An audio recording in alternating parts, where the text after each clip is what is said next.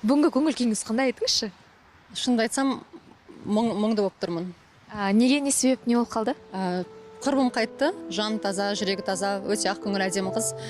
Сол жаңа қазір келе жатырмын похороннан. Не родись красивой, а роди счастливой деп айтып жатады ғой. Түп мағынасын мен ешқашан түсінбегенмін. Кеше естідім да, ойладым, қандай әдемі, бойы ұзын, дене бітімі, мінезі қандай күшті. Баласы қалды артында, например.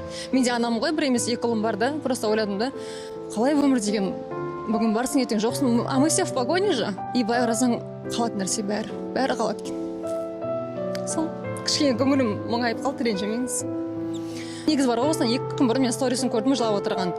Енді бәріміз адамбыз ғой, әркім өз проблемасы бар, қазір бәрінде кредит, ипотека, личный өмірде де проблемасын өзі шешетін шығар деп ойладым да, хабарласқан жоқпын. Өкініп қалдым, прикинь, хабарласпағаныма.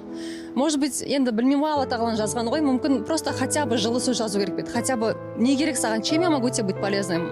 Потому что қасымыздағы адамдар жүреді, ойлайсың, әрқайсысы өз проблемасы өзі шешеді, на самом деле просто жылы лебіз ғой. Это же все бесплатно, сенің жылы сөзің бесплатный, заботаң, берген көмегің, қамқорлығың, хотя бы вниманиең. Бәрі тегін ғой, былай қарасаң, оған түгін кетпей, бір 10 секунд ары кетсе, 5 секунд.